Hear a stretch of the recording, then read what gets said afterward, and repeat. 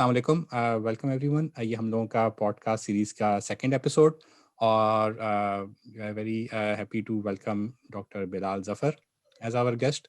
तो I start things off just by asking doctor Bilal Zafar to introduce himself please. May be अगर आप अपने बारे में सॉरी इंटरप्ट थोड़ा सा बेसिक एजुकेशन और प्रोफेशनल हिस्ट्री आप थोड़ा सा बता सकें, you get a sense of where you coming from. ठीक है. So thank you, Vakar and team, for inviting me. Bilal Zafar ji, co-founder of 10x Engineers. It's a design services provider in focused on computer engineering kind of areas, hardware design, verification, etc. Before starting 10x, I was working as VP engineering at Lamproe Mellon, which was also a design services company and a training center. So उससे पहले जी, most of my professional time was at Qualcomm in San Diego, where I was leading a team. We called it custom and semi-custom implementation team, essentially doing physical design, RTL design, verification of small IP blocks like caches and different things that go into your processors, systems on chip, जो आजकल आपके phones को power करते हैं कुछ. So if you have any of the I guess Samsung Galaxy phones, any phone that has a Snapdragon in it, you probably have a technology that our team had a hand building. So we did that work for about 6-7 years. And while I was at Qualcomm, I was at University of Southern California, did my master's, PhD, and postdoc there, taught there for a while. Usse pehle bachelor's from Ghulam Ishaq Khan, and that's where Waqar and I overlapped. So had a great time in Ghulam Ishaq Khan. So fundamentally electrical engineer, expertise, and something that I know better than average people is how to design chips, and that's about it. ज़बरदस्त। तो हम basically हमने जो आपसे पहले से जो 2 की टॉपिक्स डिस्कस किए हैं, तो मैं पहले टॉपिक को स्टार्ट करता हूँ फिर।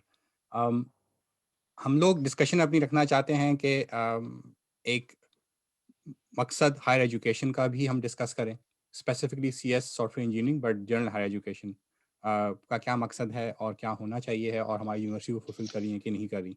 और फिर भी also want to discuss maybe आपसे सेकंड पार्ट में कि सम स्पेसिफिक टीचिंग प्रैक्टिसेस जो आपने अपने एक्सपीरियंस में अडॉप्ट किए और आपको उनका फ़ायदा फील हुआ। सो जो पहला सवाल मे बी कि आपके ख्याल से यूनिवर्सिटीज़ का रोल क्या है? ये बड़ा know very abstract generic question है और इसी क्वेश्चन का एक पार्ट बन जाता है कि क्या हर यूनिवर्सिटी का एक ही रोल होना चाहिए है या डिफरेंट किस्म की यूनिवर्सिटीज़ भी हो सकती हैं, डिफरेंट रोल्स जो कि प्ले कर रही हों सोसाइटी में। और ये इसमें स्पेसिफिकली अगर आप इलेक्ट्रिकल सीएस सॉफ्टवेयर इंजीनियरिंग को लेके आ जाएँ, तो उनका with in that larger scope उनका क्या रोल है और पाकिस्तानी यूनिवर्सिटी रोल प्ले कर रही हैं, और अगर नहीं कर रही हैं तो क्यों नहीं कर रही हैं? छोटे से सही सवाल है, हैं, वाकई सही. एक दो मासूमाना सवाल है, तो इसमें बात स्टार्ट करते हैं। बिल्कुल सही. नहीं, बिल्कुल. आई थिंक वकार जो पहला क्वेश्चन था ना कि यूनिवर्सिटी का क्या रोल होना चाहिए, आई थिंक वो एक मिसफ्रेज्ड क्वेश्चन है. ये हालांकि बहुत पूछा जाता है, किताबें लिखी जाती हैं इस बात पे, लेकिन I think that's a bad question, because ये ऐसे ही है कि कोई पूछे कि जी एयरलाइन का क्या रोल होता है या किराना स्टोर्स का क्या रोल होता है. तो there are many roles, depends कि आप क्या करना चाह रहे हैं, कौन खोल रहा है, कहाँ पे खोल रहा है, किस कस्टमर के लिए खोल रहा है. अब और same thing applies to universities. University is a tool to do a certain number of things. You can on any given institution, कोई एक यूनिवर्सिटी चूज कर सकती है कि उसने उनमें से कौन सा काम करना है. तो अगर आप पाकिस्तान की मिसाल लें तो लम्स जैसी यूनिवर्सिटी 5000 स्टूडेंट्स हैं, उसके aims, ambitions, goals, role in the society, जो सोसाइटी के लिए वो सर्विस प्रोवाइड कर रही है, वो बहुत मुख्तलिफ होगा compare to Allama Iqbal open university. Allama Iqbal open university के 30 लाख के करीब एनरोल्ड स्टूडेंट्स हैं. तो लाजमी बात है, कोई कंपैरिजन नहीं है, right. These are not two similar entities, these are two entirely different organisations and creatures. तो इन दोनों के रोल्स मुख्तलिफ होंगे, इन दोनों की जो कंट्रीब्यूशन टू सोसाइटी है वो बड़ा मुख्तलिफ होगा. तो इनको किसी एक ब्रैकेट में डालना थोड़ा ज्यादती वाली बात है.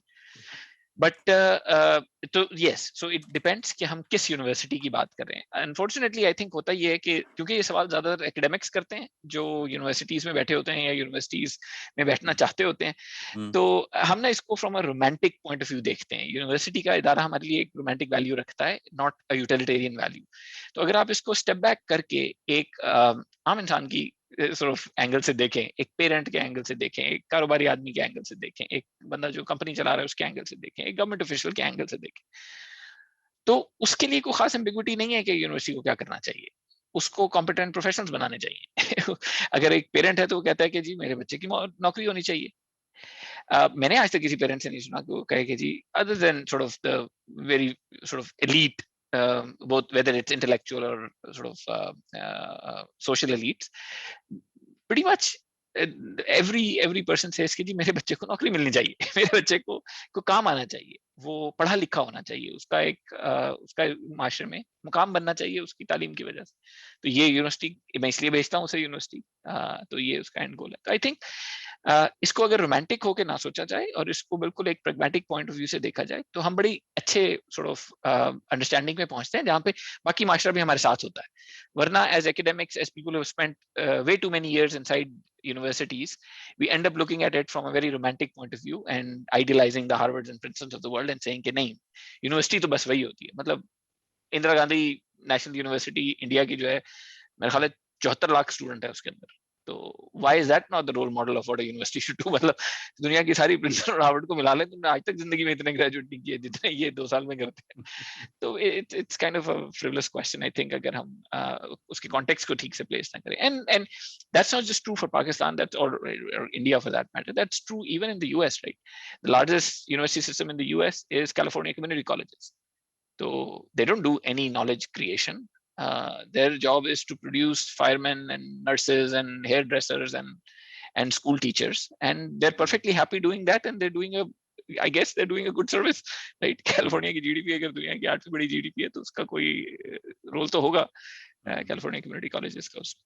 तो इसलिए आई थिंक इस सवाल को हमें थोड़ा ब्रैकेट करना चाहिए कि हम किस यूनिवर्सिटी की बात कर रहे हैं। तो एक दफा ब्रैकेट कर लें, फिर मजा आएगा, फिर हम लेके चल सकते हैं कि हम इस डिस्कशन को थोड़ा सा फ्रेम करने, अगर मैं एक थोड़ी देर इमेज चला रहा हूँ सिर्फ,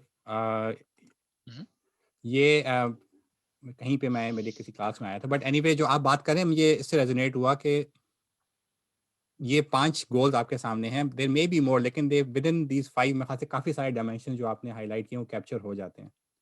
और उसमें if I get you correctly कि हर यूनिवर्सिटी जो है वो सारे गोल्स नहीं मीट कर रही होगी। तो अगर मैं आपकी बात को नेक्स्ट स्टेप लेके जाऊं और मे बी कॉन्टेक्चुअलाइज कर लें, not to a specific university just now but Pakistan in general, क्या एक कंट्री की भी एक स्टेट होती है, पोजीशन होती है जिसमें एक खास फोकस जो है ज़्यादा इंपॉर्टेंट है कंपेयर टू अनदर? I अगर don't आप आज think सॉरी जस्ट टू जी कंप्लीट नहीं, आई माय अंडरस्टैंड जी, sorry go go ahead. Ahead go ahead. हाँ जी, मैं कह रहा हूँ कि अगर आप ये 5 चीजें, राइट, किसी भी जिसको हम ग्रेट अमेरिकन रिसर्च यूनिवर्सिटी कहते हैं उसमें किसी प्रोफेसर को दिखाएं तो वो कहेगा जी सवाल ही नहीं उठता, पहली चीज तो होती है प्रोड्यूस न्यू नॉलेज, हम तो नया नॉलेज पैदा करते हैं, वो तो इसमें कहीं आपने लिखा ही नहीं है। तो ये तो मेरी यूनिवर्सिटी का ये नहीं हो सकता ऑब्जेक्टिव, राइट? बाकी सब चीजें सेकेंडरी, हमारा पहला काम तो ये है कि हम व्हाट इज नोन उसकी बाउंड्री को एक्सटेंड करें। तो हाँ, आप कम्युनिटी कॉलेज खोल रहे हैं तो ठीक है ये, राइट? तो इसीलिए मैं कह रहा हूँ कि वो एक सुपर सेट ढूंढना थोड़ा मुश्किल है। वो आई थिंक क्लार्क केंट थे जो यूनिवर्सिटी ऑफ कैलिफोर्निया सिस्टम्स के one of the longest presidents. तो उनकी एक बड़ी मजे की किताब है यूजेस ऑफ यूनिवर्सिटी, पुरानी सी, उनके लेक्चर्स पे वो I think they've captured his lectures। तो वो बड़े मजे से कहता है कि जी ये in fact that's where kind of this idea solidified in my mind। वो कहता है कि जी जो हमारी लार्ज पब्लिक यूनिवर्सिटीज हैं उनका मकसद कोई और है, यूनिवर्सिटी ऑफ मिनेसोटा का मकसद कुछ और है और यूनिवर्सिटी ऑफ कैलिफोर्निया बर्कली का मकसद कुछ और है। और उस वक्त एक्चुअली व्हाट्स इंटरेस्टिंग इज कि वो ये 1960s की बात है, तो उस वक्त एक इंटरेस्टिंग एवोल्यूशन जो अमेरिकन यूनिवर्सिटीज में आ रहा था वो स्पोर्ट्स का था, एथलेटिक्स का था। तो अमेरिकन यूनिवर्सिटीज में athletics is a big deal obviously. तो वो कह रहा था कि for many people it doesn't make sense कि यूनिवर्सिटी इतने पैसे क्यों खर्च करती है एथलीट्स पे, क्यों अपनी टीमें बनाने पे इतने पैसे खर्च करती है। यूनिवर्सिटी का तो इससे कोई ताल्लुक नहीं, यूनिवर्सिटी का काम तो नॉलेज प्रोड्यूस करना, स्टूडेंट्स पैदा करना है, रिसर्चर्स पैदा करना है, ये क्या कर रहे हैं। लेकिन उसने कहा कि आप एक मिनेसोटा में जाके किसी से पूछें कि उसे अपनी यूनिवर्सिटी की सबसे अच्छी बात क्या लगती है, तो वो कहता है कि उसने मुझे एक कम्युनिटी दी है, एक ग्रुप का हिस्सा बनाया है, और sports is the only way to keep connected with that group during my lifetime. तो मेरे से ये नहीं आप ले सकते। और क्योंकि वो these are publicly funded institutions, so that choice of the people gets reflected in what the university does। तो and that's true, right? I mean मेरी यूनिवर्सिटी जहाँ पे मैंने 10 साल गुजारे, university of southern California, the highest paid individual was the football coach during those 10 years। he was making almost 7 or 8 times more than the president of the university। तो I'm not saying that that's how it should be, but I'm saying कि realities थोड़ी सी जो है ना वो ज़हन में होनी चाहिए. But now to ask कि पाकिस्तान में क्या होना चाहिए, I think सब कुछ होना चाहिए, right? For a university like LUMS, yes, producing new knowledge is important. For a university like Quaid-e-Azam University, that absolutely has to be a goal. क्योंकि हम ये नहीं कह सकते कि नहीं यार हम बहुत गरीब हैं तो हम नई नॉलेज पैदा नहीं करेंगे, हम बस जो है ना वो वोकेशनल ट्रेनिंग करेंगे. हम वो नहीं कह सकते. और हम ये भी नहीं कह सकते कि नहीं हर यूनिवर्सिटी लम्स की तरह की बन जाए, या हर यूनिवर्सिटी कायदे आज़म यूनिवर्सिटी बन जाए, या हर यूनिवर्सिटी पंजाब यूनिवर्सिटी बन जाए. तो different universities in different programs have to have different objectives, and collectively they serve the society in the right way. कि वो अपना अपना रोल प्ले कर रहे हैं और उससे सोसाइटी आई थिंक बेनिफिट करती है कि जब वो एक डाइवर्सिटी हो. तो बिल्कुल university of engineering and technology Lahore का रोल और कायदे आज़म यूनिवर्सिटी इस्लामाबाद का रोल मुख्तलिफ होना चाहिए और हो सकता है. And that diversity is important for an ecosystem to thrive. अच्छा, इसमें maybe it's the right time to ask this question कि आपने जिस तरह अमेरिकन यूनिवर्सिटीज़ का स्पेशली जो नाम लिया है, so there are different kinds of universities जो कि different मकासद को सर्व कर रही हैं, it seems, right? तो लेकिन वो एक माशरे के अंदर कायम की गई यूनिवर्सिटीज़ है ना.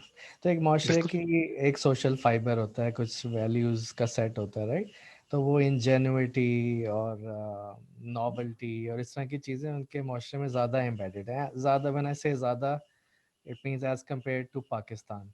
तो पाकिस्तान में कॉपी पेस्ट, शॉर्टकट टेकिंग, इस तरह का रिवाज, मतलब अनफॉर्चुनेटली स्पीकिंग, हमारा सोशल फाइबर इस तरह की चीज़ से मेकअप हुआ हुआ है. तो उस सेंस में when I look at Pakistani universities, तो उसमें ये वाली चीज़ मुझे नहीं नज़र आती कि हमारा मकसद बिल्कुल क्रिस्टल क्लैरिटी के साथ पता है. ऊपर प्रेसिडेंट से लेके वाइस चांसलर से लेके नीचे होते होते फैकल्टी स्टाफ से होते होते स्टूडेंट्स तक ट्रांसलेट नहीं होता. तो क्योंकि वो अक्सर होता ही है कि वो कॉपी पेस्टेड स्टफ है. यूनिवर्सिटीज़ वो एक दूसरे को देख रही हैं, लम्स को भी देख रही हैं, लेकिन वो वैसा बन भी नहीं पा रही. सो बिकॉज ऑफ एक रैम्पेंट किस्म की कॉपी पेस्टिंग है, पॉलिसी से लेके करिकुलम से लेके व्हाट जहाँ मर्जी आप चले जाए ना. तो मे बी यानी कि आपको थोड़ा सा अगर मैं पुश करूँ, क्योंकि आपने वो मकसद का टर्म भी यूज़ किया है अमेरिकन कॉन्टेक्स्ट में, ऑफ कोर्स, के जब आपका मकसद क्लियर हो तो फिर मुझे ऐसा लगता है कि उन यूनिवर्सिटीज़ को अपने मकसद को ट्रांसलेट भी करना आता है एट एवरी लेवल. तो डू यू थिंक वो एक चीज़ है जो मिसिंग है पाकिस्तानी कॉन्टेक्स्ट में? And I agree with you once the मकसद इज़ क्लियर, तो वो आप जो मर्जी यूनिवर्सिटी बना लें, ABCD ऑप्शंस जो मर्जी पिक करके, वो सारी रिस्पेक्टेबल ऑप्शंस हैं और सारी ही पाकिस्तान में आई थिंक ज़रूरत होगी. तो मे बी वो फ्रिवलेस सवाल को थोड़ा सा घुमा के आपसे अगर पूछा जाए कि if it was up to you, तो वो क्या मकसद होगा जो आप टॉप प्रायोरिटी पे रखेंगे, और फिर वो यूनिवर्सिटी क्या शक्ल होगी उस यूनिवर्सिटी की, वो थोड़ा अच्छा सा. ये तो बड़ा वो आइडियलिस्टिक सा सवाल है, राइट? कि अगर मेरी यूनिवर्सिटी होती, मैं आज एक यूनिवर्सिटी खरीद लूं और सी खरीदता और उसको क्या बनाता. क्योंकि पाकिस्तान में यूनिवर्सिटियां बिकती भी है ना, तो वो सो हाँ, मे बी पीटीआई हुकूमत अडॉप्ट यूनिवर्सिटी का पैकेज निकाल दे किसी दिन, कोई पता. बिल्कुल ऐसे ही है, बिल्कुल ऐसे ही. नहीं, आई थिंक सो इसकी मैं इस सवाल को मैं थोड़ा सा काइंड ऑफ उसमें थोड़ी ह्यूमिलिटी का तड़का लगा देता हूँ कि मैं कोई यूनिवर्सिटी नहीं बना रहा और ना ही मेरे पास पैसे हैं बनाने के.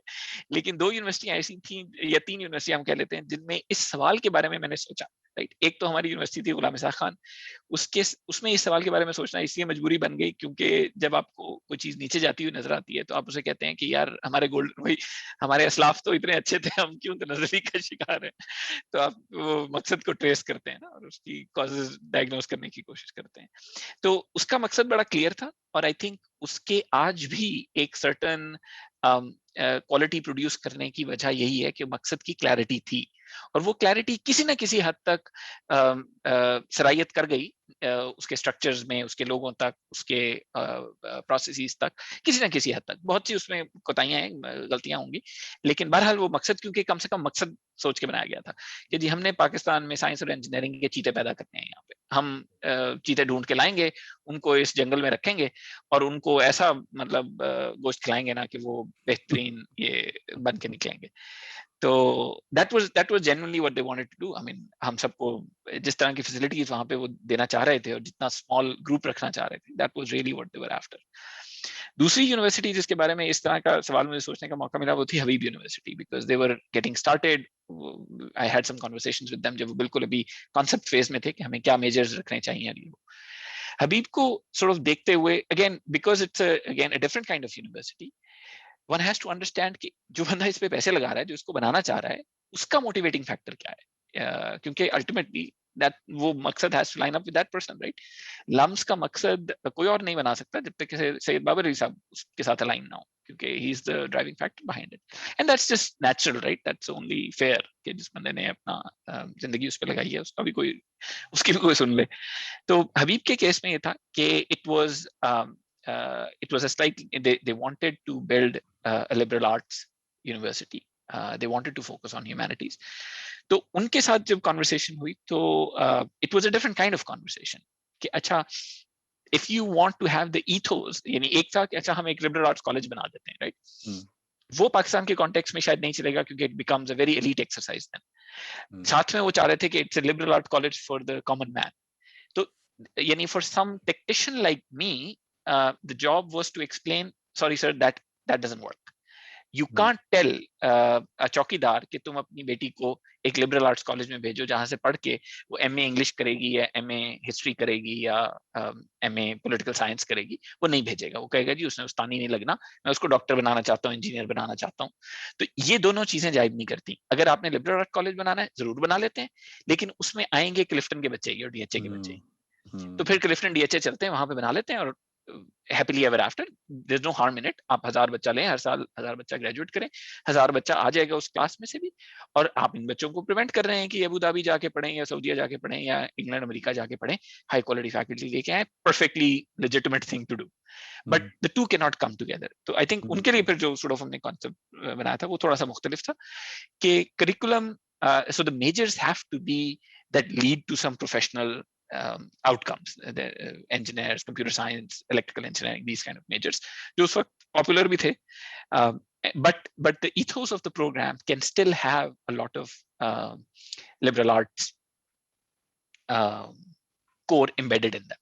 These are not in conflict. तो प्रोग्राम का डिजाइन जो हमने करने की कोशिश की थी वो इसी तरह का था कि उसके कोर में liberal arts education and entrepreneurship थी. And then when it came to the technical subjects, then they became very focused in a narrow area because you wanted to have a strong core. You could not thin out the core. So then you're left with fewer credits in the technical. Then in the technical, you have to focus. You can't do very general कि मैं electric machines भी पढ़ा देता हूँ और VLSI design भी पढ़ा देता हूँ. Electrical engineering की मैं बात कर रहा हूँ. मैं machines भी पढ़ा देता हूँ, VLSI design भी पढ़ा देता हूँ, मैं control systems भी पढ़ा देता हूँ, signal processing भी पढ़ा देता हूँ. You can't do that because then you're basically just screwing up the kid. He would not know anything when he graduates.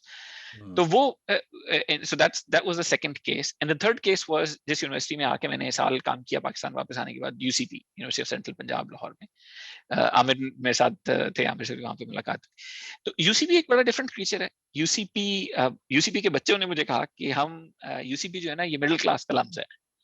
तो मुझे वो बड़ा इंटरेस्टिंग लगा कि लम्स बेचारा तो ये क्या कि थक गया, हम मिडिल क्लास के लम्स हैं. तो आपने उनका ब्रांड का तो सत्यानाश ही कर दिया.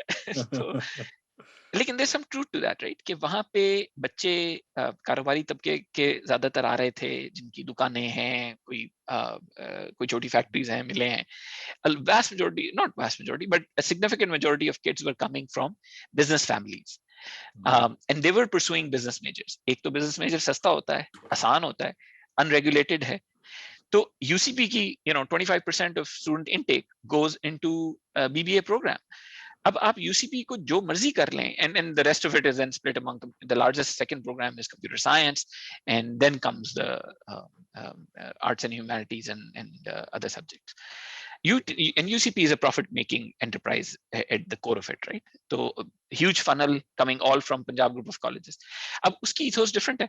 Punjab Group of College में parents अपने बच्चे को भेजते हैं कि यार इसके नंबर अच्छे आए. So a lot of them are good, smart kids. So यानी आपकी funnel is strong actually, because these are kids who are coming from hardworking, who have sort of habit of working hard, and they missed the merit for whatever UET and University of Punjab, things like that. तो ये बहरहाल आपके पास strong candidates हैं. So UCP के लिए again the vision becomes very different. कि यार आपके पास कारोबारी घरानों से लोग आ रहे हैं. Focus on helping them become better businessmen, क्योंकि vast majority of these kids are going to go back to their father's shop, या their uncle's shop, या their factory, या their whatever agency they have, and they're going to contribute back to them. Let's equip them with expertise, जिससे ये उन कारोबार को बेहतर बना सके. इनके अंदर वो ethics आए कि एक अच्छा कारोबार कैसे रन करना है, ना सिर्फ financially rewarding, but एक sort of on a legal ethical grounds एक कारोबार कैसे रन करें. छोड़ना पड़े इस बात को कि उन्होंने art history पढ़ी है या नहीं पढ़ी, उस बात पे आते हैं जो उन्होंने जाके करनी है. And kind of change. So I think I'm sorry I've avoided your question with a very long answer, but yes, I avoided because I don't know if I have to create a university, what kind of university I'll create. I do know that at this point I'm not interested in creating another university. अच्छा, if I can ask, जीकी वाला बिल्कुल clear हो गया आपने, वो जो चीतों वाली मिसाल से तो बिल्कुल ही वाजे हो गया ना, कि बस साइंस एंड इंजीनियरिंग की डोमेन में चीते प्रोड्यूस करते हैं, तो ज़बरदस्त हो गया. तो लेकिन हबीब ने लिबरल आर्ट्स तो एक मीन्स होगा ना, उन्होंने यानी प्रोड्यूस क्या करने का सोचा हुआ है?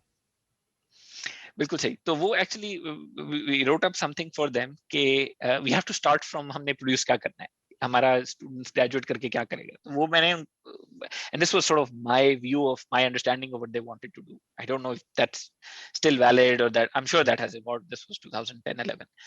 तो उस वक्त मैंने कहा था कि आपका the reasonable outcome for us is that 70 to 80% of our graduates are going to either pursue entrepreneurship, go for higher education abroad, or try to work for multinationals in Pakistan, sort of the large multinational corporations in Pakistan. ये आपकी outcomes हैं जो desired होंगी जो बच्चा आपके पास आ रहा है, क्योंकि अगेन आप बड़े सिलेक्टिव होंगे, आप बड़े लाहौर का अलम्स बनेंगे, तो यही आउटकम्स होनी है. आप ये ना सोचें कि आपका बच्चा यहाँ से जाके लेस्को में बैठेगा या के इलेक्ट्रिक में बैठेगा, तो ऐसा नहीं होने लगा. So we have to think in those terms and say कि what gets them ready for that and work our way backwards from it. So entrepreneurship, that's why entrepreneurship had to be a big part of it. कि ये बच्चे उन घरों से आ रहे हैं जिनके पास रिसोर्सेज हैं, इनकी एक ऑब्लिगेशन है कि they should try to create their own businesses and create employment. मैं सारी सिचुएशन सुनते हुए ना थोड़ा सा ज्यादा कंफ्यूज हो गया. मैं सोच रहा था असल में किसी पेरेंट के पॉइंट ऑफ व्यू से, या एक ऐसा स्टूडेंट जिसने अभी यूनिवर्सिटी में जाना है, और फॉर द टाइम बिंग में हम ये अज्यूम करते हैं कि पॉकेट जो है ना वो उसको अलाउ करती है कि वो हबीब में भी जा सकता है, फॉर एग्जांपल जीके में भी, यूसीपी में भी. और let's say for example computer science अगर वो पढ़ने जाना चाहता है, तीनों इंस्टीट्यूट्स जो कंप्यूटर साइंस ऑफर कर रहे हैं.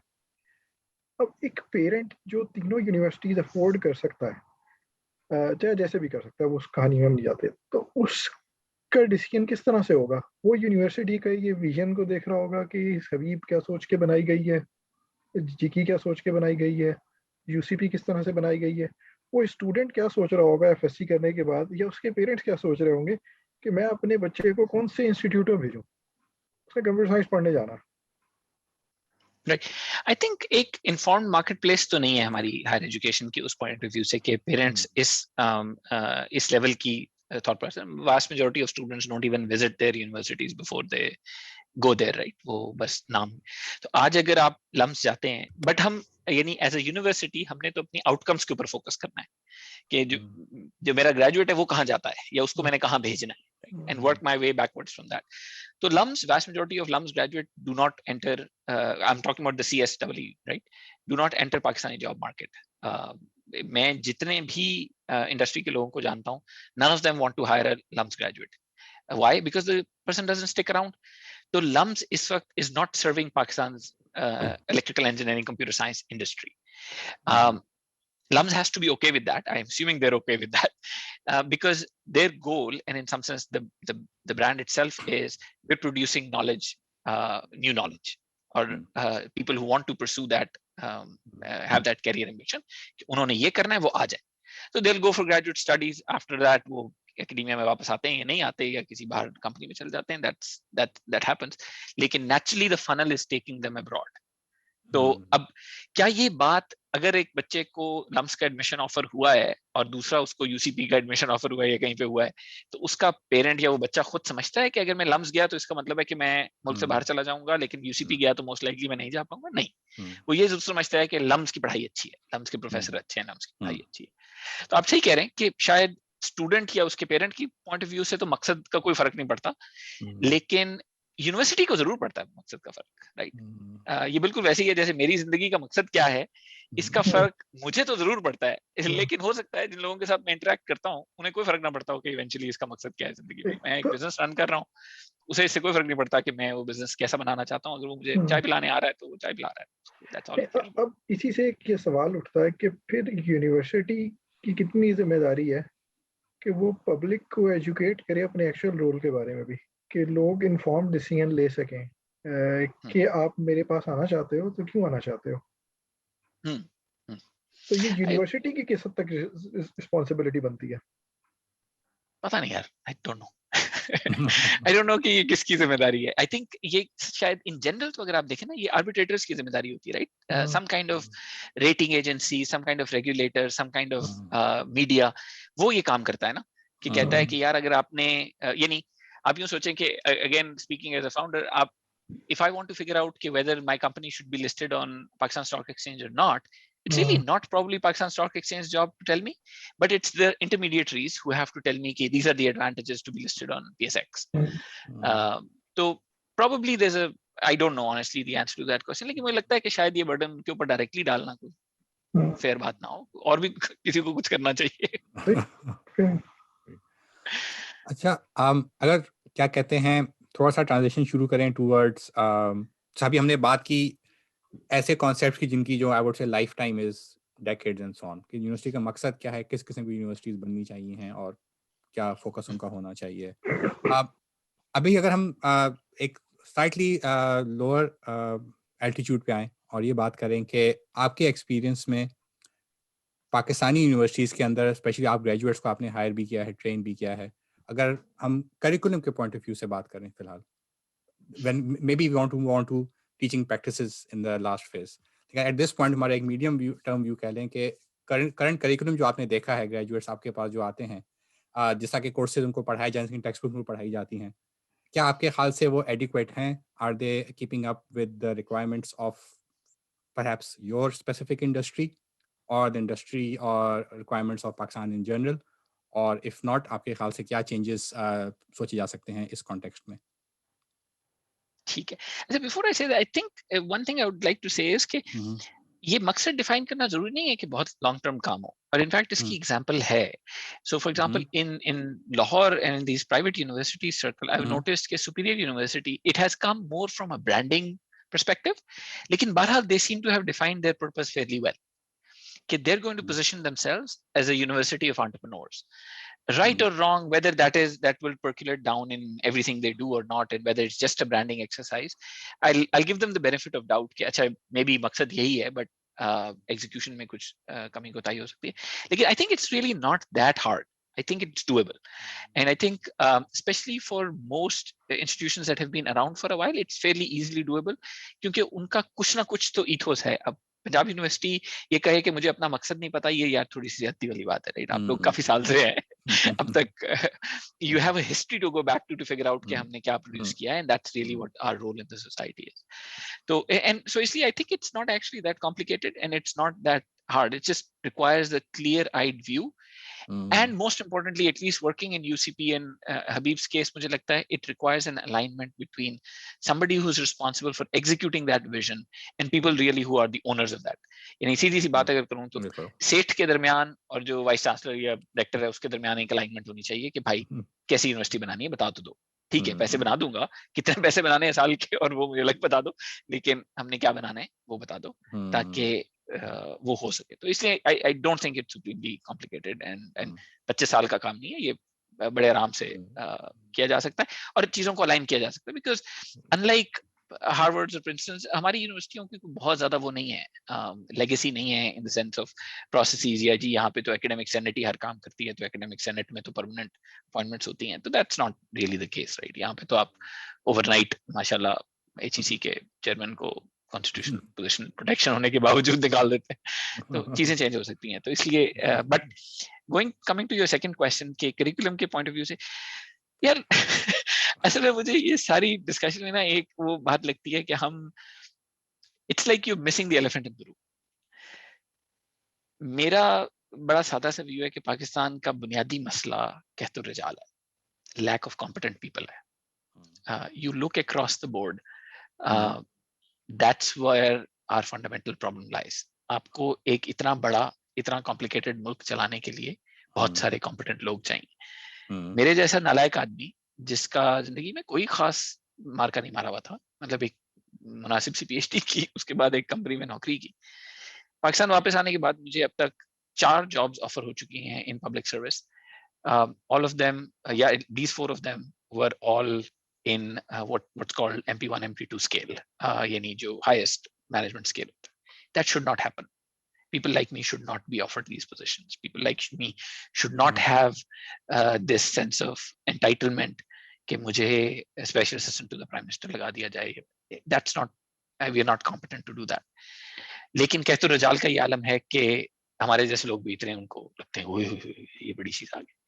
That's, it just demonstrate to me कि how, what kind of famine we have, सूरत हाल क्या है। तो बिल्कुल करिकुलम जो है काफी सारे मसाइल हैं पर वो मसाइल क्यों है? क्योंकि अक्सर लोग जो करिकुलम डिजाइन करने की कमेटीज पे बैठे हुए हैं, they don't have practical experience, especially in CS electrical engineering. Technology industry is moving much faster than in even Stanford moves, right? So agar this gap between what the industry demands or what the industry is interested in and what the academia can deliver is growing, even if you're sitting in Palo Alto. तो वो अगर आप वही चीज map करें सरगोदा पे, तो वो तो डेफिनेटली लाइट ईयर्स का डिफरेंस होगा। तो वो मसाइल बिल्कुल हैं जो करिकुलम उसके अंदर जो assignments, books etcetera are outdated and all of that. But क्या करें ना, वो मतलब जब एक एक बच्चे को नहीं आता यार, वो क्या करे बेचारा वो वही करेगा ना जो उसने खुद किया था जब 1958 में उसने पीएचडी की थी। तो 58 में ज्यादती कर रहा हूँ, बट या तो मैं इसको फिर अगर उस तरफ लेके जाएं कि क्या किया जा, मतलब एक जब चीज इतनी एक्सपैंड हो चुकी है, स्पेशली क्योंकि पाकिस्तान का एक और जो मैंने भी ऑब्जर्व किया डिफरेंट इंस्टीट्यूशंस में कि ग्रोथ पे बहुत ज्यादा फोकस हो जाता है, तो सडनली नंबर ऑफ ग्रेजुएट्स और यूनिवर्सिटीज बहुत एक्सपैंड हो गई हैं, और जब उसके साथ फिर इनर्शिया आ जाता है, तो now the amount of energy required to make your delta change is just so much more than कि अगर आप एक छोटी सी चीज को कर रहे होते।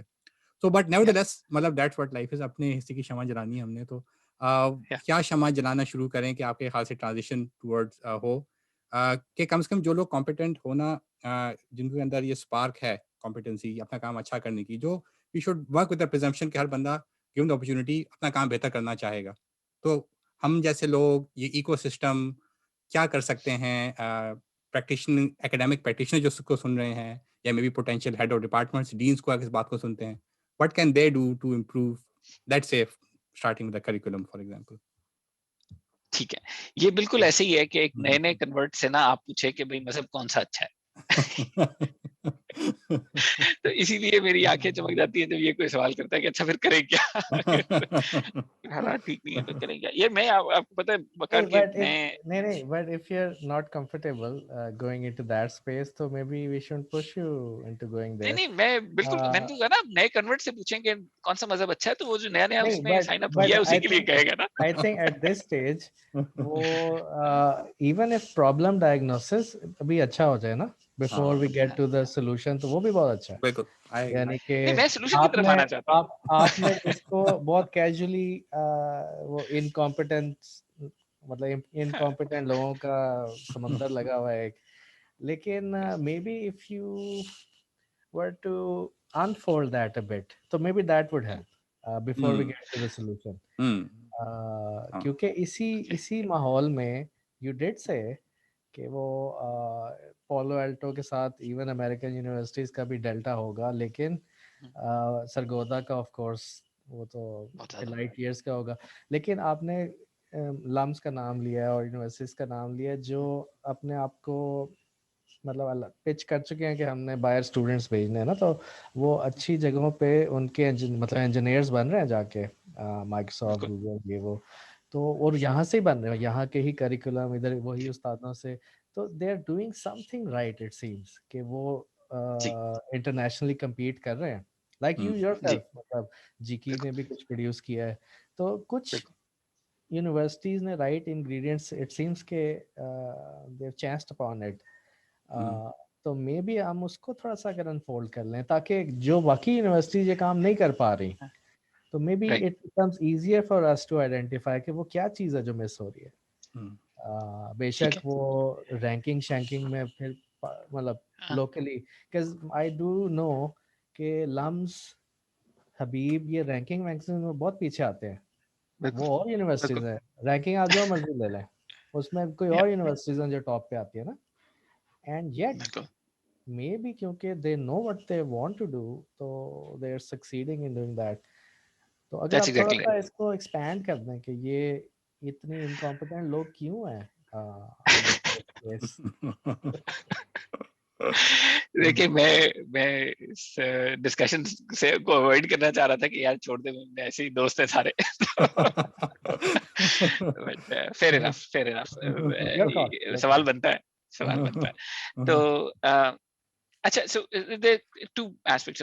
I think एक है structural problem is of lack of competent people and lack of resources. Yes, LUMS is doing a good job, and mashallah, and researchers are doing very good job in terms of publication and making a name for Pakistan in their respective research areas. Students are going abroad, pursuing masters, PhDs at some of the best universities in the world, and then becoming domain experts in that. एक LUMS कर रहा है और एक दो ही हो सकते हैं, क्योंकि हमारे पास जितने कॉम्पिटेंट लोग हैं वो एक दो यूनिवर्सिटियां उनसे बच जाती हैं, उनसे 178 यूनिवर्सिटियां नहीं चलती। दैट्स द स्ट्रक्चरल प्रॉब्लम वो है। आप अगर ये कहें कि अच्छा अगर एक लम्स हो सकती है तो 178 लम्स भी हो सकती है, नहीं हो सकती यार, एक हो सकती है, मे बी 4 हो सकती हैं, 178 नहीं हो सकती। So yes, the Kaithur Rizal problem kind of still dominates, क्योंकि you can have only very few very good universities. इस वक्त एक प्रॉब्लम ये जरूर है कि अच्छे लोग भी डिस्पर्स्ड हैं। सो जो now coming to the next level of the problem, right, कि अच्छा ठीक है, अगर अच्छे लोग कम हैं, एक लम्स हो सकती है, और अगर एक हो सकती है तो चलें 178 नहीं ठीक हो सकती, 4 तो ठीक हो सकती होंगी, 4 ठीक हो सकती हैं, तो अच्छा फिर 4 भी ठीक क्यों नहीं है, right? Why don't we have even 10 good universities, for example, that are producing the same quality of output? That's where the institutional problems are. I think जिस तरफ आप highlight कर रहे थे कि कुछ तो है जो वो ठीक कर रही हैं. That's where institutional and resource problem is, right? कि institution को structure किया जाए. यार लम्स की हकीकत ये है कि पाकिस्तान, लाहौर की सारी इंडस्ट्रियल एलीट ने मिलकर लम्स बनाई है, तो दोबारा जब ये सारे और इसी तरह कराची में हबीब बनाने के लिए भी मतलब आरिफ हबीब ग्रुप को लगाना पड़ा, तो ऐसे बहुत ज्यादा नहीं है पाकिस्तान में, मतलब सैयद बाबर अली एक ही है पाकिस्तान में। अब काश के ऐसे 10 होते, अगर 10 होते तो आई एम श्योर कि पाकिस्तान में 4-5 अच्छी यूनिवर्सिटीज और भी हो जाती। तो एक तो आई थिंक रिपीटेबिलिटी का वो प्रॉब्लम है। इंस्टीट्यूशनल प्रॉब्लम ये है कि शायद अगर लम्स एक था तो कम से कम 2-3 और भी हो सकते थे पंजाब में अच्छे इदारे। उसके लिए आई थिंक एफर्ट की जा सकती है कि gather together, and that's what Dr. Umar Saif tried to do at ITU, gather some quality people again at another institution and try to create real quality out of it. Success or failure बहुत सी चीजों पे depend करता है, लेकिन I think ये हो सकता है कि हम in the next 10 years people really focus, get the resources aligned and create a university that ends up being maybe better than LUMS in producing in that domain, right? उसी मकसद के साथ उससे बेहतर यूनिवर्सिटी बन जाए, या have a different institution. For example, UET has to have a very different purpose. UET has to produce engineers that go out and work in NTDC and NRDC and WAPDAs of the country and produce quality projects there. So उनकी quality भी बेहतर हो सकती है. So there's a lot that can be done institutionally to improve the outcomes and attract quality people. लेकिन I think हम वो fundamental problem को फिर भी वही वाली बात होगी ना कि हम कुछ 4-5 चीजों को पकड़ के कह देंगे कि अच्छा यार 4 तो बन सकती थी. हाँ 4 बन सकती थी, लेकिन बाकी 176 तो फिर भी वैसी रहेंगी, 172 फिर भी वैसी रहेंगी. उन 4 का तो रोल फिर ये होना चाहिए कि वो और 4 बनाने के लिए, क्या तो रिजल्ट कम करने के लिए उनका ऑब्जेक्टिव ही होना चाहिए कि वो अच्छी फैकल्टी Yes. बनाए, अच्छे उस्ताद बनाए, बिल्कुल. बजाय वो बाहर की मार्केट को फीड करने के. यार तो ये फिर एक अच्छा तो मसला है. ये आपने अच्छा मसला बताया. अब मैं आज इनफैक्ट एक दोस्त से बात हो रही थी. आप मुझे एक बात बताएं, कुछ है ग्राउंड फैक्ट्स, राइट? हमारी यूनिवर्सिटी अच्छे लोग जो यूरोप से, यूएस से पीएचडी करके आते हैं, उन्हें तकरीबन 1.5 से 2 लाख रुपए पर मंथ ऑफर करती हैं सैलरीज. ऐसे ही है. 1.5 लाख रुपए इज $1,000 a month. $12,000 साल के. मेरे जैसा बंदा जब कॉलकॉम में जाके काम करता है तो मेक्स $15,000 a month. नहीं हो सकता. आप अच्छे लोगों को नहीं पाकिस्तान में रोक सकते. $1,000 पर मंथ पे जो क्वालिटी ऑफ लाइफ है वो बहुत मुख्तलिफ है, क्वांटिटेटिवली बहुत मुख्तलिफ है देन $10,000 a month पे. That reflects in schooling, that reflects in healthcare, that reflects in many ways. तो हुबुल वतनी पे बड़े there are limits to that. नहीं हो सकता. I'm sorry, मैं नहीं मानता हो सकता है. या फिर कोई एकेडमिक मिजाज वाला बंदा हो तो वो शायद टेम्परामेंट वाइज. हाँ ठीक है, वो दिमाग खराब तो हो सकता है ना, वो मुल्क के पीछे हो सकता है, वो लड़की के पीछे हो सकता है, वो यूनिवर्सिटी के पीछे हो सकता है. असल में तो मेरा सवाल यही था ना कि वो फिर तो यूनिवर्सिटीज का बुनियादी मकसद ये बनता है कि ऐसे दिमाग खराब लोग बनाए जाएं बेसिकली ना, ताकि कैथो रिजल्ट किसी तरीके से तो आपने खत्म करना है ना, तो फिर ऐसे दिमाग खराब लोग ही प्रोड्यूस करें objectively with this fact in mind. But Numan, यानी अगर नमल को देखा जाए तो लम्स ने एटलीस्ट वो ट्राई तो की, लम्स के कुछ लोग इन्वॉल्व थे राइट फ्रॉम द स्टार्ट नमल में ना. तो वो जो तुमने बात की है ना कि अपना वो रोल प्ले करने वाली कि एक और छोटा लम्स, पेंडू लम्स बनाने की, मतलब कि जहाँ से स्टूडेंट्स निकल के वो फिर सारे एमएनसीज में नहीं जाएंगे, वो फिर जहाँ ईसा लेस्को की जिक्र किया, तो एटलीस्ट शुरू में इस तरह की बातें तो थी. लेकिन अलोंग द वे वो आई थिंक कंपस थोड़ा सा लूज हुआ है. वो फिर जो एक मतलब एक यूनिवर्सल किस्म की यूनिवर्सिटी जो कि रिसर्च भी कर रही होगी, और मतलब वो एक चेक लिस्ट बन जाती है ना इवेंचुअली, उस पर रिव्यूज हो जाती हैं जल्दी यूनिवर्सिटीज. तो आपने यानी एक दो यूनिवर्सिटीज का जिक्र किया है, आई थिंक वो बाकी एक दो ही हैं, लेकिन वो एक दो शायद इसी वजह से है कि I probably know what they want to do, और वो कंसिस्टेंटली उसको फुलफिल करने की कोशिश करती रहती है जिस हद तक रिसोर्सेज पॉसिबल हो. But I am sorry for this detour. May be वो सोल्यूशन की तरफ जो जाना चाह रहे थे आप बिलाल को लेके, वकार आप ले गए. ये एक असल में ना मैं वाकई इस बात को समझता, ये ना एक हार्ड बात है जो हमें समझ नहीं आती. मैं ये नहीं, एजुकेशन हम सबको लगता है कि यार 2.5 करोड़ बच्चा स्कूल नहीं जाता यार, ये क्या होगा हमारा, राइट? आज से 25 साल बाद जब ये बच्चा स्कूल जाने या कुछ भी सीखने के काबिल नहीं रह जाएगा तो हम क्या करेंगे 2.5 करोड़ लोगों का? मतलब 2.5 करोड़ खानदान है, राइट? और चलो आपस में भी कुछ शादियां हो जाएंगी, 1.5 करोड़ खानदान तो होगा. इस 1.5 करोड़ खानदान का क्या करेंगे जिसमें या माँ को नहीं पढ़ना आता या बाप को नहीं पढ़ना आता? It's a huge thing, right? लेकिन and then you look at it and you say कि अच्छा एजुकेशन के मसाइल क्या है? बड़े मसाइल हैं, बिल्कुल हैं जी. यू नो एफिशिएंसी नहीं है, अकाउंटेबिलिटी नहीं है, प्रोसेस को हर आदमी आता है उसको ठीक करने की कोशिश करता है. या तो हम ये मान लें कि सब लोग जिन्होंने उसको ठीक करने की कोशिश की है कि बदनीयत थे, इनकॉम्पिटेंट थे, व्हाटएवर थे, इसलिए वो ठीक नहीं हो सका. या हम ये मान लें कि नहीं, स्ट्रक्चरली हम थोड़े से, हमारे साथ कुछ और भी मसाइल हैं कि हम बाकी गरीब बहुत हैं, रिसोर्सेज नहीं है हमारे पास उस पर लगाने के, या कम से कम वो प्रायोरिटी प्लस रिसोर्सेज दोनों, मल्टीपल ऑफ दोज चाहिए होता है, वो नहीं है तो इसलिए नहीं लग रहा. तो इसीलिए हाँ जी, लाहौर में मेरा ख्याल है कि इस वक्त शायद एक अच्छी और यूनिवर्सिटी बन सकती है, एक. और इस वक्त मेरा ख्याल है लाहौर में कोई 40-45 यूनिवर्सिटी हैं, तो बाकी 42 फिर भी वैसी रहेंगी, and that will still be your bulk of your problem. लोगों को अच्छा लगेगा जो एक यूनिवर्सिटी में बैठे हुए हैं, they will have awesome life, they will be doing awesome work, they will feel very fulfilled. But that doesn't change Pakistan. LUMS ने पाकिस्तान नहीं चेंज किया अनफॉर्चुनेटली, और नहीं कर सकता.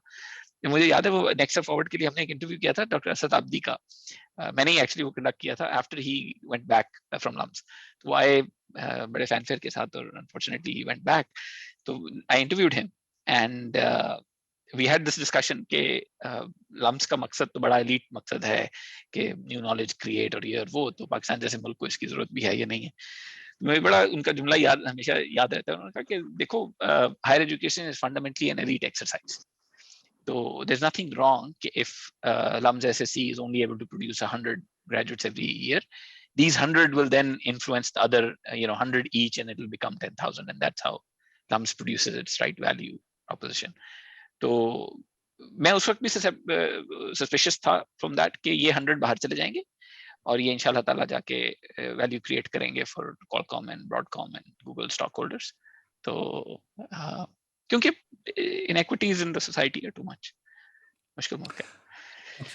तो सॉल्यूशन की तरफ आते हैं। अच्छा हाँ, तो अगर मैं इस तरह अगले क्वेश्चन को फ्रेम करूं कि कुछ हमारी ऑडियंस जितनी भी होगी वो potentially are our peers, like computing science faculty members, maybe researchers, hopefully some policy makers, people in that position as well, university across Pakistan में हैं जो, तो उनके लिए आप अगर क्योंकि स्ट्रक्चरल इश्यूज तो एक ना मल्टीपल लेवल्स पे उनके पोटेंशियल सॉल्यूशंस होते हैं और वो एक इकोसिस्टम चेंज होना, उसमें एक बंदा जो बैठा हुआ है इस पोजीशन में जो कि एक कोर्स पढ़ा रहा है या एक डिपार्टमेंट मैनेज कर रहा है या करिकुलम डिजाइन करने की पोजीशन में है within the ecosystem that we have currently, आपको क्या लगता है कि क्या चेंजेस या क्या बेहतरी आ सकती है उस पॉइंट ऑफ व्यू से? This can be again coming back to course design या करिकुलम डिजाइन के पॉइंट ऑफ व्यू या टीचिंग प्रैक्टिसेस, और मैं उसको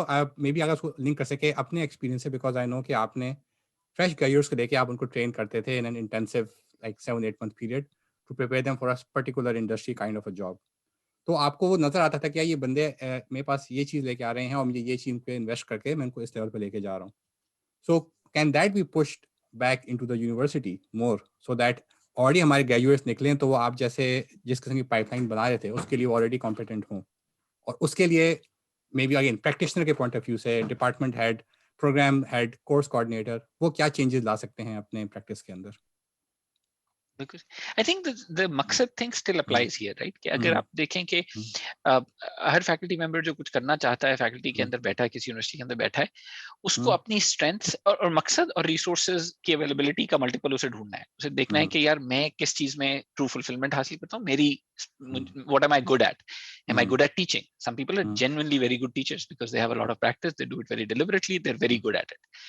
Am I a very good teacher? If I am a very good teacher, I have to be okay with it कि ठीक है यार मेरा जो है ना वो इम्पैक्ट फैक्टर कोई नहीं होगा, हर दफा जीरो होगा, हर दफा मुझे यूनिवर्सिटी सुनाएगी कि आपकी इम्पैक्ट फैक्टर पब्लिकेशन कोई नहीं है, मेरी शायद प्रमोशन पे फर्क पड़े, but that's what I am good at teaching, I will focus on that. कुछ लोग हैं रिसर्च पे फोकस कर सकते हैं, वो कुछ हैं जो जेन्युइनली ये कर सकते हैं कि मैं इंडस्ट्री के साथ जाके इंडस्ट्री से पूछूं कि तुम्हें क्या लोग चाहिए, वर्क विद 2-3 डिफरेंट, और स्पेशली CS में तो ये बहुत पॉसिबल है, work with 2 software houses and say कि आप मुझे बैठें और मुझे पढ़ाएं कि क्या चाहिए, मुझे प्लीज अपने दफ्तर में आने दिया करें, मुझे अपनी मीटिंग्स में बैठने दिया करें, मैं आके आपसे सीखता हूं कि आपकी इंडस्ट्री में क्या होता है, आपके सॉफ्टवेयर हाउस में क्या काम होता है, और मैं वापस जाके बस यही पढ़ाऊंगा, और ताकि मेरे बच्चे कम से कम, अगर मैं 50 बच्चों को पढ़ाता हूं तो उनमें से 10 को तो आप रख लिया करें, तो at least I have solved 20% of the employment problem coming out of my universities, and I would hope that somebody would look at the same thing, another faculty member would do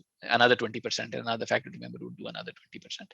So I think depending upon what each person's strengths and resources available to them and the flexibility afforded to them by the university are, वो सोच सकते हैं कि वो क्या करें. Now जहाँ तक solution का ताल्लुक है, जो अच्छा, coming to the training that we conducted, so the way it works out is that you do about 3 to 4 months of remedial work. Now our particular area is ASIC design, microprocessors, chips का design. इसके बारे में generally ये वो area नहीं है जिसमें electrical engineering के स्टूडेंट्स या कंप्यूटर इंजीनियरिंग के स्टूडेंट्स भी इवन बहुत ज्यादा फोकस करते हो अपनी बैचलर्स के दौरान, क्योंकि इसकी इंडस्ट्री नहीं एग्जिस्ट करती पाकिस्तान, या नहीं करती थी, would be the right way to put it. तो उस वजह से ये जो 2-4 कोर्सेज इसके आते भी थे करिकुलम में, logic design, data structures, microprocessor या microprocessor based system या even embedded systems, those courses were not really very favorites या very studied with a lot of focus, because most of the students in Pakistan electrical engineering are going into either power or telecom. तो power और telecom की क्योंकि वो दोनों threads इन courses से आके मिलते नहीं थे, तो ये बस एक वो एक्सट्रीनियस सा कोर्स है कि पढ़ना है, गुजारना है, किसी तरह ग्रेड लेना है, आगे चलना है। तो हमें जो हमारा प्रोग्राम था उसमें हमें almost half the time spend करना पड़ा redoing these courses, literally starting from what should be taught in logic design and just going through it in a fast way and covering that topic. Similarly, taking a computer architecture course and covering sort of key topics in an expedited way, lot more examples, but probably the same number of examples. जो बच्चा अपनी class में 16 हफ्ते में करता है, हम उसको 4 हफ्ते में कराने की कोशिश करते थे. So about half the time, about 3.5 months was this remedial work. That part can absolutely be done in a university. अगर यही कोर्स बच्चे ने फोकस के साथ पढ़ा हो, अच्छे तरीके से पढ़ा हो, पढ़ाने वाले को पता हो कि वो क्या पढ़ा रहा है, उसने पिछली लेक्चर के नोट्स ना लेके पढ़ाया, तो वो बिल्कुल पढ़ा सकता है. अच्छा, is it because despite offering the students these very course titles at least, do you think it's because वो aligned नहीं थे courses, geared up नहीं थे, यानी कि वो एक ही डायरेक्शन में यानी वो right kind of टांके नहीं जोड़ सके between courses, ताकि वो, क्योंकि वो remedial काम फिर आपको करना पड़ा. तो maybe do you think कि अगर डिपार्टमेंट लेवल पे ये अगर ये वाला चीज एस्टैब्लिश हो जाए, कोर्स आउटलाइन जब प्रेजेंटेशंस हो रही होती हैं, तो मे बी उस वक्त कुछ चीजें जोड़ी जा सके कि अगर इस स्ट्रीम ऑफ कोर्सेज से होके निकलता है स्टूडेंट्स, तो by the end of it, by the end of this journey ये चीज अचीवेबल होनी चाहिए. बिल्कुल, दैट इज मिसिंग. यार अगर आप यूं सोचें कि that is how a department head, an HOD should run his department, right?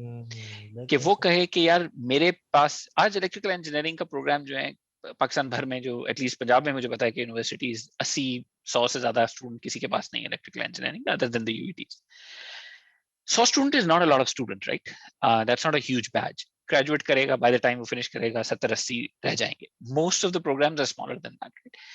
इस वक्त अगर आप HOD हैं किसी इलेक्ट्रिकल इंजीनियरिंग प्रोग्राम के, आप अपनी फैकल्टी को अगर ये काम दें कि यार ऐसा करते हैं, हम अपनी एक्सपर्टीज देखते हैं कि हमारी क्या है, हम 10-12 लोग जो बैठे हैं, हम अपनी एक्सपर्टीज देखते हैं क्या है, इन एक्सपर्टीज को मैप करते हैं कि पाकिस्तान में कौन सी इंडस्ट्री है जो इसमें हायर करती है. इंडस्ट्री, नॉट सरकार, इंडस्ट्री कौन सी से हायर करती है, क्योंकि सरकार की हायरिंग का तरीका मुख्तलिफ है. कौन सी इंडस्ट्री हायर करती है, हम उस इंडस्ट्री के साथ उसको अंडरस्टैंड करने की कोशिश करते हैं कि यार तुम्हें बंदे में क्या आना चाहिए. And then we take our graduates and target them to those industries. And every month we show them कि हमारे बच्चे ने ये सीख लिया, ये प्रोजेक्ट कर लिया, ये वाला प्रोजेक्ट कर लिया, ये वाला प्रोजेक्ट कर लिया. And we forget about everything else. अगर इंडस्ट्री पाकिस्तान में लेट्स से इलेक्ट्रिकल अप्लायंसेस बनाने की इंडस्ट्री है, उन बच्चों को ठीक है जी, मोटर आनी चाहिए, वाइंडिंग करनी आनी चाहिए, वाइंडिंग की क्वालिटी चेक करनी आनी चाहिए, ये करना वो करना आना चाहिए. भाड़ में जाए सिग्नल प्रोसेसिंग, मैं नहीं पढ़ा रहा सिग्नल प्रोसेसिंग.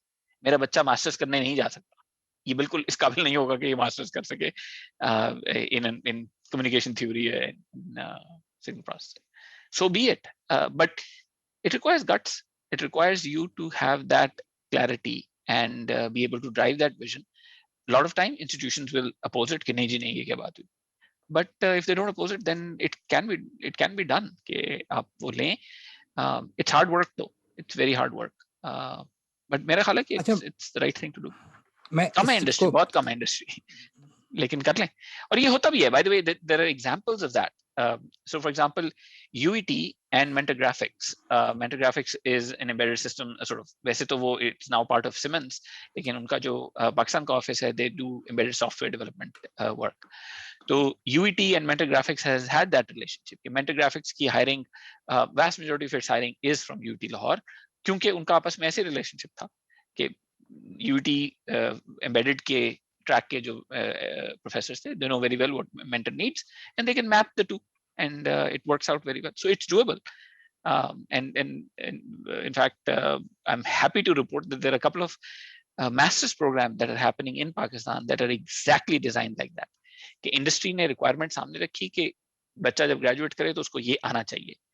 आप एक प्रोग्राम डिजाइन करें जिसमें बच्चा ये अचीव करे, और चूंकि वो प्रोग्राम आपने इसी तरह डिजाइन किया होगा और हमारे लिए डिजाइन किया होगा, हम स्पॉन्सर करेंगे बच्चों को, an number of kids to enter into that program for the first year, so that you have an incentive to design that program in that fashion and align faculty and resources for that. So it's doable. It's not very hard, but yeah. अच्छा, मैं इसमें एक counter point लेकर आऊँ from the perspective of CS and software engineering, because उसमें कुछ recent मैं reading something related to जिस प्रोग्राम में मैं पढ़ाता हूँ उसके लिए कुछ बैकग्राउंड वर्क हुआ था. दिस एन अप्रेंटिसशिप प्रोग्राम जिसमें students are actually working in industry while they are studying, और उसमें इंडस्ट्री से पूछा गया था कि जी आप किस चीज़ पे फोकस चाहते हैं इन द यूनिवर्सिटी कोर्सेज. और उसमें काफ़ी I wouldn't say like across the board और बहुत बड़ा सैंपल साइज नहीं है, बट स्टिल एक सर्टेनली एक फीडबैक जो था common across a few industries के, देखिए आप फंडामेंटल्स पे फोकस करें, टूल्स हम उनको सिखा देंगे, ठीक है. लेकिन ये थोड़ा सा ये डिफरेंट पॉइंट जो आप बात कर रहे थे उससे, जिसमें आप एक इंडस्ट्री के स्पेसिफिक रिक्वायरमेंट्स के ऊपर लोगों को फोकस करें कंपेयर टू फंडामेंटल कॉन्सेप्ट्स, ये थोड़ा सा अगर आप क्लियर करें. नहीं, these are not two different things. I think these are very similar. I think हम ये समझते हैं कि electrical engineering is very broad now. Computer science is very very broad now. एक वक्त होता था कि आप यूनिवर्सिटी में जाते थे और इंजीनियरिंग पढ़ते थे. कोई electrical, mechanical, civil, biomedical, chemical नहीं होती थी. आप इंजीनियरिंग पढ़ते थे. क्यों? क्योंकि the body of knowledge of engineering was this much, right? And then there was a time when electrical engineering and mechanical engineering were together. Electrical mechanical कहलाती थी वो, and then they were split, and then computer engineering came about, and so because the body of knowledge keeps growing, right? अब clearly मेरा ये ख्याल है कि इस वक्त electrical engineering का program doesn't mean anything. आप क्या क्या पढ़ा लेंगे उसके अंदर? आप उसके अंदर electrical materials पढ़ा लेंगे, devices पढ़ा लेंगे. There's too much to cover. So what makes sense is to still, even today all reasonable programs are actually relatively well targeted. होता यह है कि हमारी रेगुलेटरी बॉडीज उनको पसंद नहीं करती कि ओहो हो, क्योंकि रेगुलेटरी बॉडी में उसको रिव्यू करने वाला अगर कंट्रोल सिस्टम का बंदा बैठा है, जी कंट्रोल का तो आप बेसिक कोर्स ही नहीं पढ़ा रहे. इलेक्ट्रिकल इंजीनियरिंग कैसे हो सकता है जब तक वो कंट्रोल सिस्टम ना जानता हो? भाई बिल्कुल हो सकता है, कंट्रोल सिस्टम के बगैर पढ़े इलेक्ट्रिकल इंजीनियर क्यों नहीं हो सकता? अगर एक इलेक्ट्रिकल इंजीनियर हो सकता है डेटाबेसेस को पढ़े बगैर, तो कंट्रोल सिस्टम को पढ़े बगैर क्यों नहीं हो सकता? तो because in some sense I think those notions are integrated, are outdated. कि इलेक्ट्रिकल इंजीनियर वो होता है जिसे कंट्रोल भी आता हो, जिसे कम्युनिकेशन थ्योरी भी आती हो, सिग्नल प्रोसेसिंग भी आती हो, थोड़ी सी लॉजिक डिजाइन और कंप्यूटर आर्किटेक्चर भी आता हो. नहीं, ऐसा ये कहीं पे नहीं लिखा हुआ. ना ही कोई मांग के पेट से ये सोच के आता है कि मैंने ट्रांजिस्टर की तारें जोड़नी है लेकिन मैंने मोटर की तारें नहीं जोड़नी. मेरा एप्टीट्यूड ट्रांजिस्टर की टांगे जोड़ने वाला है, मेरा एप्टीट्यूड मोटर की टांगे जोड़ने वाला नहीं है. ऐसा भी कुछ नहीं होता. सो दीज आर नॉट, हाँ डांस का और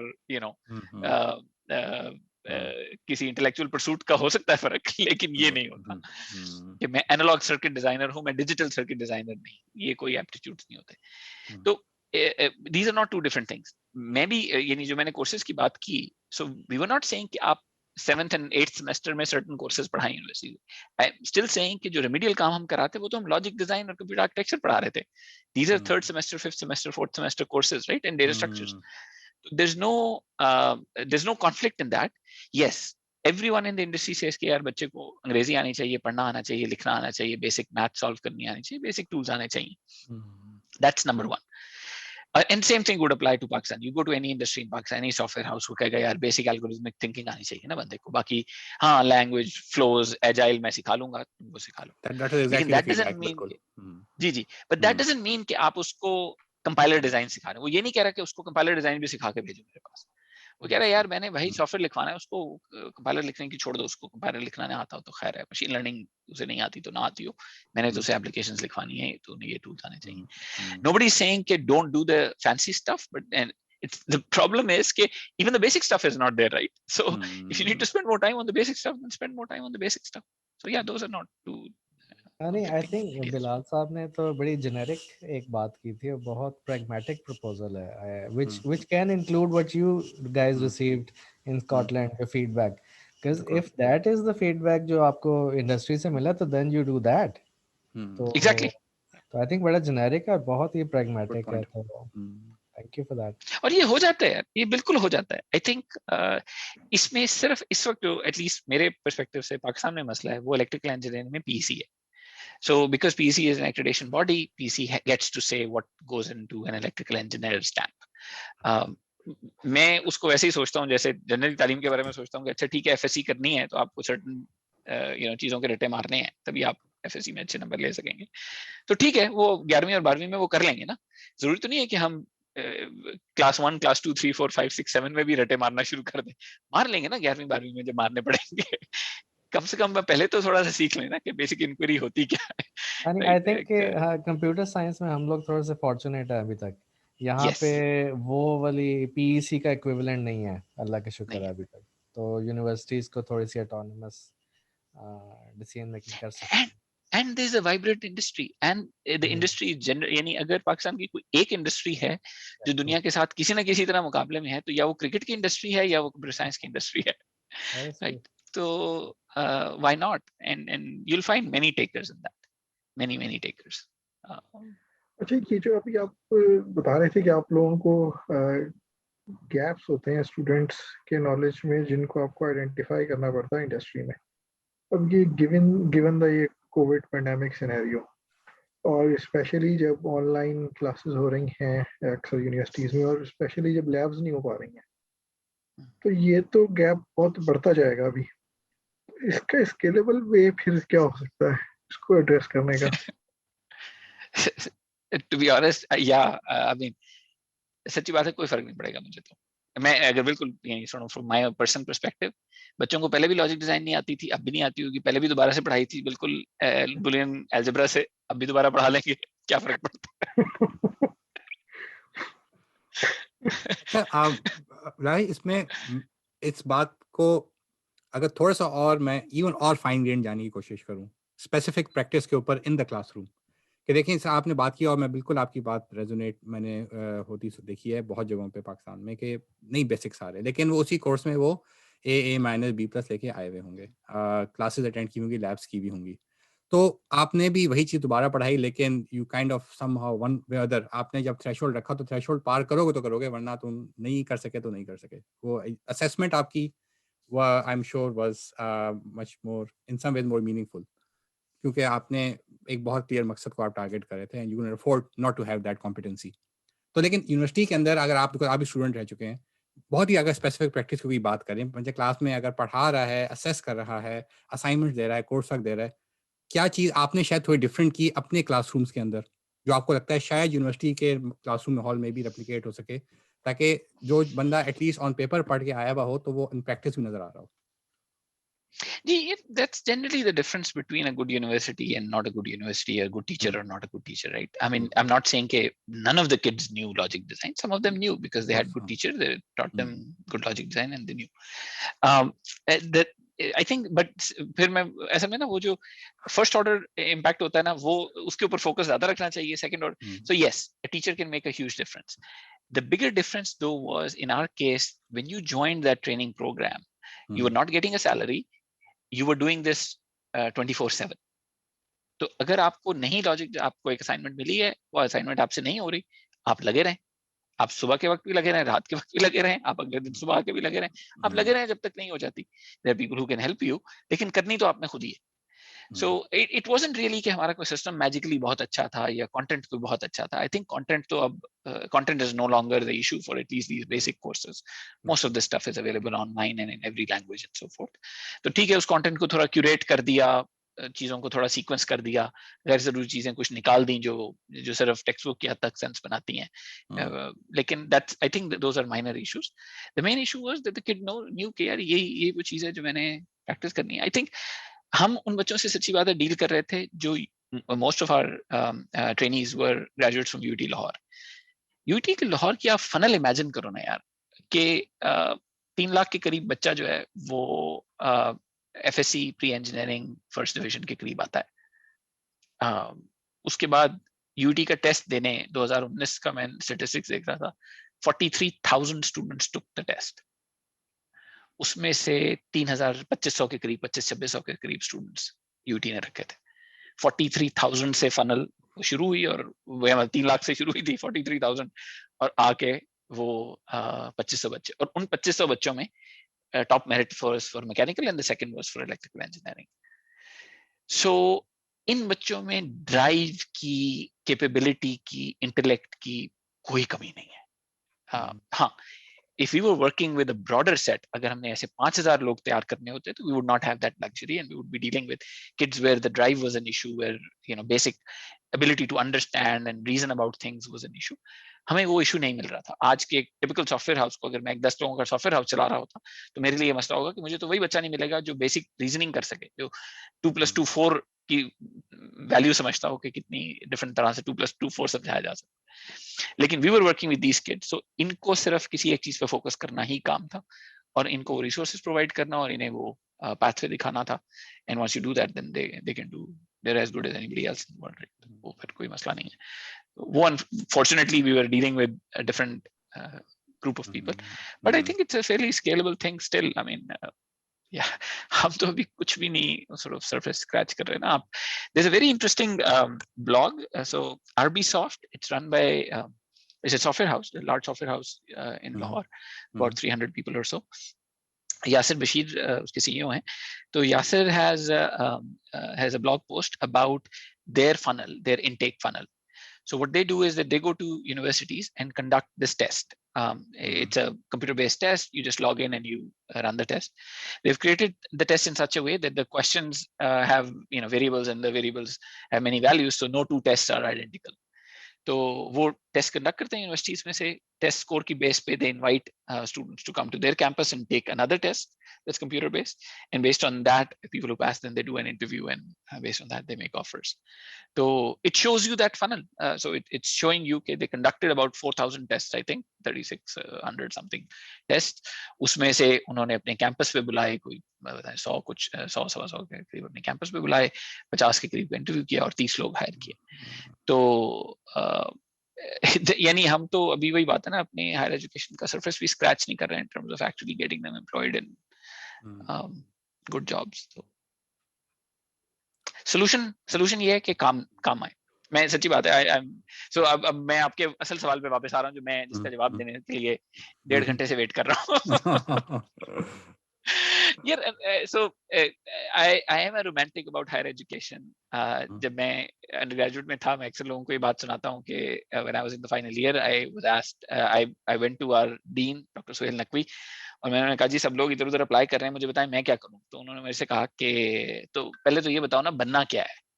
तो मैंने उनकी तरफ देखा, मैंने कहा बनना क्या है, इलेक्ट्रिकल इंजीनियर बनना था, बन गए हैं, वो और क्या बनना होता है. तो बहरहाल मुझे कोई जवाब जो उस वक्त सबसे ज्यादा अप्रोप्रिएट लगा तो मैंने कहा कि सर आप बनना है.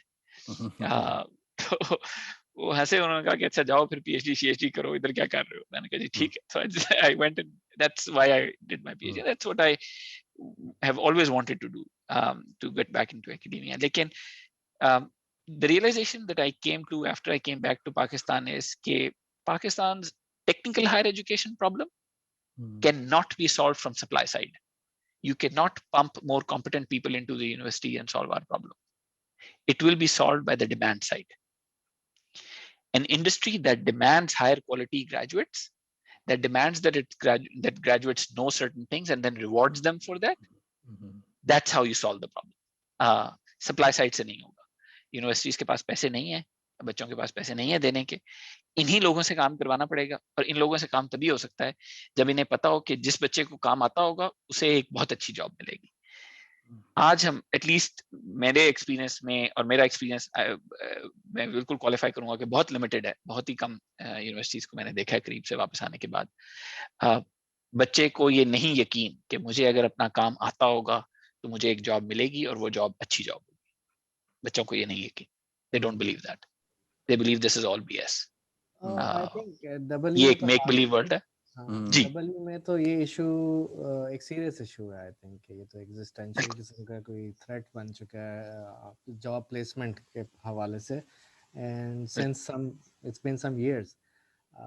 लेकिन आई थिंक कंप्यूटर साइंस में there is no such thing. और RBSoft का आपने नाम लिया है, उस तरह के कॉन्फेस भी है, एक दो और भी बड़े अच्छे सॉफ्टवेयर हाउसेज हैं. तो वो जो डिमांड साइड की आपने पुश की बात की है, मे बी वो ऑलरेडी एग्जिस्ट कर रहा है कंप्यूटर साइंस में. तो it's a much easier problem to so आप RBSoft को अगर कैलकुलेट करें, वो RBSoft वाला, वो मैंने इसीलिए उसका जिक्र किया कि do look it up, right. If RBSoft is able to hire 30 people, and that's pretty much their need also, right. ऐसा नहीं है कि वो they were ready to hire 300 and they hired just 30, right. कितने लोग हायर कर सकते हैं ये अच्छे सॉफ्टवेयर हाउसेस? बाकी बच्चे बैठ के फाइवर के ऊपर $5 पर आवर का काम ही कर रहे हैं ना। हमें तो, और कितने बच्चे ग्रेजुएट करते हैं कंप्यूटर साइंस प्रोग्राम्स में। तो there is the demand is much demand बहुत थोड़ी है। तो क्योंकि वही बात है कि every kid sitting in a class can calculate the odds. मैं क्लास में बैठा हूँ, 12 से UCP runs 12 sections of computer science, 12 sections, each section has about 50 students। वो बच्चा ही देखता है कि यार एक मिनट, 600 स्टूडेंट है मेरे साथ, मैं एक एवरेज स्टूडेंट हूँ, इसका मतलब है मैं स्टूडेंट नंबर 300 हूँ। मैं एक मीडियम स्टूडेंट हूँ, मैं स्टूडेंट नंबर 300 हूँ। 300 तो अच्छी जॉब्स नहीं है लाहौर में, राइट। और ये तो यूसीपी की मैं बात कर रहा हूँ, right. UL runs probably 20 sections, वो बड़ी यूनिवर्सिटी है। PUCIT runs probably another 10 sections. तो वो बच्चा ही कैलकुलेट करता है कि यार मैंने तो प्रोबब्ली नहीं कुछ करना, मैंने तो बैठ के ऐप ही बनानी है, तो मैं मेरा ख्याल है ठंडी रखूं। So and people are able to see in every class there are 5 or 10 kids who really are in a class of their own, and then there is the rest of the bulk। वो बच्चे निकल जाते हैं, वो they get into the RB Softs and then good software houses in Pakistan and the affinities and so forth, and the rest of them have no realistic chance of ever making it। So it demand side solves it। when kids genuinely see कि ये है, फिर वो खुद ही सीधा हो जाएगा। बहुत ही आई थिंक प्रैक्टिकल बात है। तो आई थिंक मे बी वो यूनिवर्सिटी जो who are running 1 or 2 sections पर प्रोग्राम कंप्यूटर साइंस के, तो वो ये टारगेटेड एफर्ट आई थिंक कर सकती हैं। तो जो ये 12 सेक्शंस और वो भी साल में 2 इनटेक्स लेती हैं, मे बी उनको फिर फाइवर पे अच्छी प्रोफाइल बनाना सिखा देना चाहिए in the interest of student. I don't know, या एग्जैक्टली। और बट मेरा ख्याल है कि बहुत सा काम, यानी हम बहुत सा काम कर सकते हैं सॉफ्टवेयर का, दुनिया में बहुत काम है करने का, right. So I genuinely feel, I think इस प्रॉब्लम को अगर किसी ने वाकई में सॉल्व करना है, और वो दोनों कर सकता है, राइट, कि वो एकेडमिया में भी हो सकता है और इंडस्ट्री में हो सकता है, I think the right thing to do is to go in the industry and actually build the demand. Wonderful. यहाँ से इस नोट पे इंटरव्यू को, कम से रिकॉर्डेड पार्ट को कंक्लूड करते हैं। सो बिकॉज हमारा आइडियल होता है कि तकरीबन घंटे के अंदर की कोशिश करें रिकॉर्डेड पार्ट को जो आगे अपलोड करें।